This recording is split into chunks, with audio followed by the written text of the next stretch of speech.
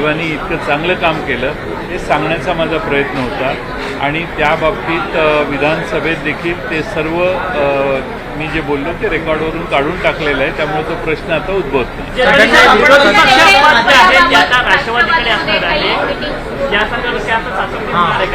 आज शाम की 7 बजे बैठक भी आपकी. राष्ट्रवादी काँग्रेस पक्षाचे विरोधी पक्ष नेता पद जे आहे त्या पदाची चर्चा संध्याकाळी होईल आणि त्याच्यावर योग्य तो निर्णय शरद पवार साहब घेतील.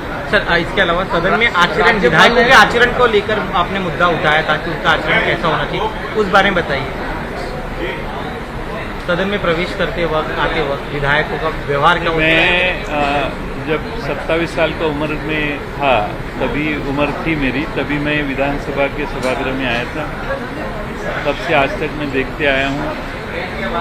मधुकर चौधरी साहब 1990 में विधानसभा के अध्यक्ष थे. तभी जो डेकोरम विधानसभा में रखा जाता था, मेंटेन किया जाता था, वो बहुत अच्छा था. सामने वाले अगर खिलाफ बोलते तो भी उनको सुनने की व्यवस्था थी, उनको रोकने का, उनको क्रॉस करने का ये चीज़ तभी कभी नहीं थी.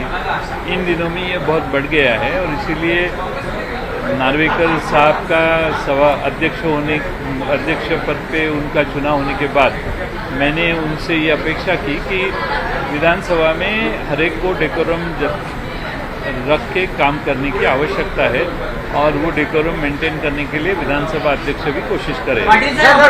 चुनाव प्रक्रिया के लिए जिस तरीके से राज्यपाल ने पिछली बार अनुमति नहीं दिए थे, लेकिन वही आदेश के ऊपर इस बार चुनाव प्रक्रिया हुई है आवाजी मतदान के, किस तरीके से देखते हैं? राज्यपाल महोदय के पास विधानसभा के अध्यक्ष का चुनाव जल्दी ले लो, इसकी विनती काफ़ी दिनों से हमारे महाराष्ट्र सरकार ने, इसका प्रस्ताव महाराष्ट्र सरकार ने उनको दिया था. फिर भी राज्यपाल महोदय ने ये चुनाव नहीं लिया. अलग अलग चीज़ें हो गई बीच में. अभी नई सरकार आई तो पहले ही दिन राज्यपाल महोदय ने यह निर्णय लेके विधानसभा के अध्यक्ष पद की निर्णय जारी किया और आज चुनाव हुआ. लोग देखते हैं, लोग समझते हैं और कैसी बातें हो रही है ये सबको समझ में आती है. आपण बघितलं तर नवनियुक्त विधानसभा अध्यक्षांनी ही भरत गोगावलेंच्या पत्राची नोंद घेतली पण सुनील प्रभूंच्या पत्राची नोंद घेतलेली नाही. काय वाटतं? सुनील प्रभूंनी त्याच्या आधीच पत्र दिलेलं आहे, विधानसभेच्या सचिवालयाकडे दिलेलं आहे. विधानसभेचे उपाध्यक्ष ज्यावेळी सीटवर होते त्यावेळी त्यांच्याकडे घेतलेलं आहे. नोंद घेणं हे फार महत्त्वाचं नाही. तर विधानसभेच्या अध्यक्षांना 39 जणांनी विरोधी मतदान केलं याविषयी सुनील प्रभूंनी देखील पत्र दिलेलं आहे आणि त्याच्यावर कारवाईची देखील मागणी केलेली आहे. तसा उल्लेख विधानसभेच्या उपाध्यक्षांनी त्यांच्या निवडणूक निर्णय घोषित करताना केलेला आहे. नेता विरोधी पक्ष नेता राष्ट्रवादीचा होईल.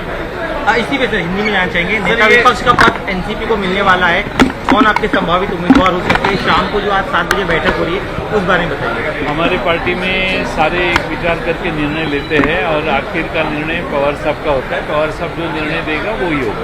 सर, एक चीज़ जो आपने बताया अभी, जो डेप्यूटी स्पीकर ने जिस चीज़ की एक नोट किया था और उसके बाद दूसरे जो ग्रुप है उन्होंने भी एक नोट दिया, उनको भी रिकॉर्ड पे लाया गया. तो क्या जो स्पीकर अभी इलेक्ट हुए हैं उनके इलेक्शन के टाइम पे जिस बात का एक इशू उठाया गया वो उसका रिकॉर्ड पे ले सकते हैं?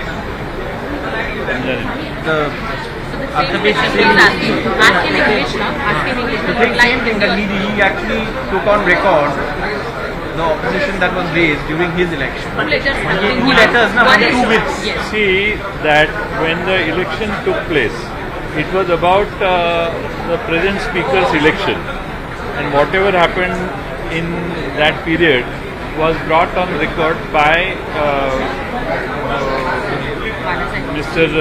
Girwar, who was presiding the meeting, and this was brought to his notice by Sunil Prabhu, who is chief whip of Shiv Sena. So everything is on record. Thereafter, after his own election, if something comes to him, he takes a note of it. That's all right. Now the battle is whether the member of Legislative Assembly has voted against the whip or not. It is Sunil Prabhu's whip. And why again Balasaheb Thorat has raised and asked to take a note of that notice? Yes, because the letter was handed over then, and he demanded, and it was taken by him. But why not from Shiv Sena? Why it came from No, Congress? the letter was given by Shiv Sena. The issue was raised by Balasaheb Thorat and Sunil Prabhu also. So Balasaheb Thorat got an opportunity to speak first, so he spoke. ABP माझा, उघडा डोळे बघा NEET.